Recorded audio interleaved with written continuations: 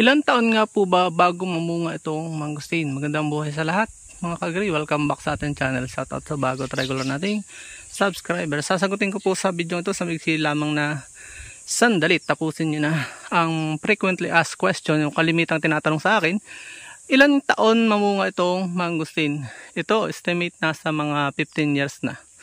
Nagsimula po siyang mamunga ay 7 to 8 years, ganun. So 8 years na siya namumunga at hindi pa naman toong ganun kadami ang binubunga niya. Bubunga yan ng madami ay yung mga nasa 20 years siguro, ma-estimate yan.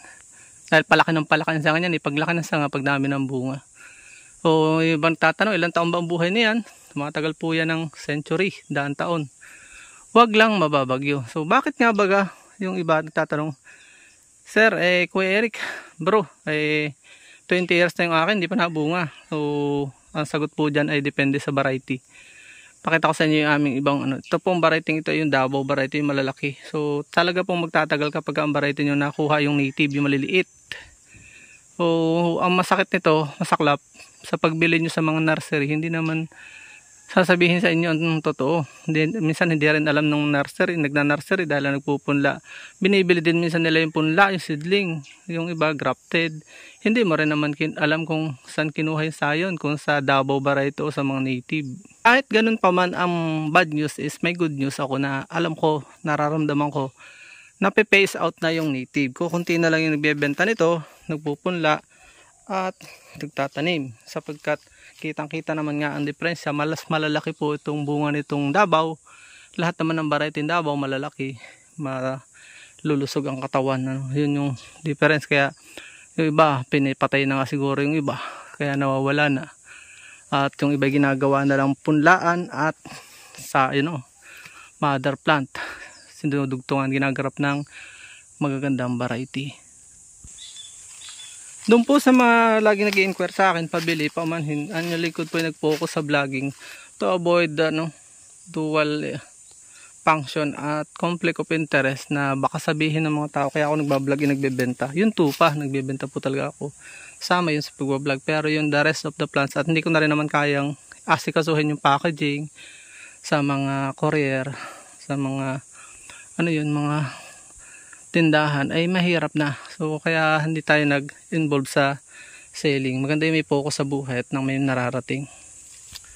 Bulaklak na ulit ang aming Davao durian. Variety seedling po yan. So later marami tayong pag-vlog tayo na maganda dito.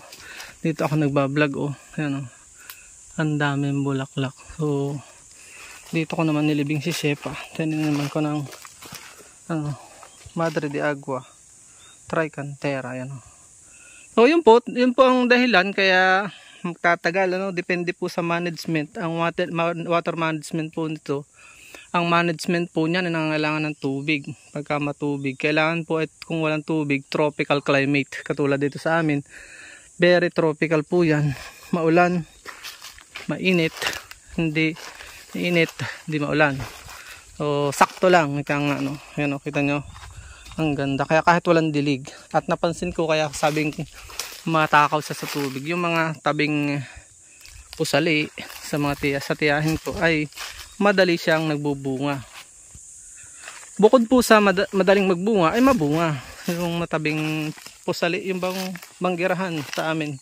Comment below kung tawag sa inyo yung patabuan, padaus-usan ng ng tubig sa lababo. Yun po yung banggirahan sa amin. So yan po yun.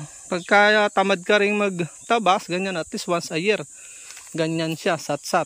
Pagka malapit na magbunga para ma-expose siya sa direct sunlight nang mapersa siyang magbunga. Yun po ang dahilan kaya hindi agad nabunga. At kapag hindi ka rin nag-aabono, tulad ko, nag-aabono po ako. Kaya po yung nakita nyo kanina, may mga dumi ng tupa po yun. Kaya siya nabunga. Pasal-pasal tayo dito. Yun po ang dahilan. Nagpo-pruning din po ako sa ilalim. Yung una hanggang 3 branch. Sa 2, 3. Para masulo ng taas. Para dito, nagpe-pray tayo at nagdi-desire dahil ito ay yung 10 years na daw ito sa punla. 10 years na ito isipin mo 10 years. 8 taon lang inabunga na. Bakit ito 10 years na hindi pa nabunga? Kasi nga nabansot dun sa punlaan doon sa plastic bag, black polyethylene bag. So nag-expect tayo na ito ay ano na, matured na kahit 5 taon pa lang sa akin. So 15 years na ito kung susumahin mula pagkabuto. Yun po yun ano. Kaya huwag kang mag-expect kung wala kang ginagawang water management, cleanliness, yan o, abono, yung fertilization. Yun po ang, at saka yan o, gusto niya na may mga ganyan-ganyan yung humid na dulot niyang mga intercropping, iba-ibang halaman. Huwag namang pagka ganitong malaki na, expose mo na siya katulad nito. Napatay na saging na lang yung katabi niya para may kaunting lamig. Yun ang hindi alam ng iba, akala ay direct na direct. Hindi po, mas na tatampo sila pagka ganyang direct na direct. Kailangan para lang sa unis siya, kailangan niya ng humidity. Yun lang, sa susunod natin mga vlog, pag-usapan ulit yung insekto, kailangan ba mag-spray ng pesticide, ano po, yun ay pag-usapan natin sa susunod na vlog.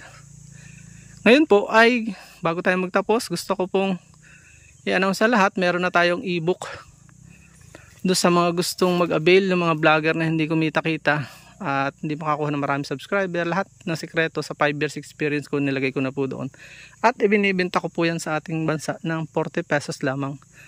Lalagay ko yung aking messenger account sa ilalim para may gustong, sa mga may gustong mag-avail nitong ebook na ito. Paraan kung paano ma-improve ang ating YouTube career para kumita tayo mas maganda sa YouTube. Yun po ay ginawa ko, pinagpuyatan na ilang buwan at ibebenta ko po yan sa international ng $10 to $15 pag na-translate na sa English. Yan lang, maraming salamat na may natutunan kayo kahit mixli lang ang ating vlog. Bye bye and God bless.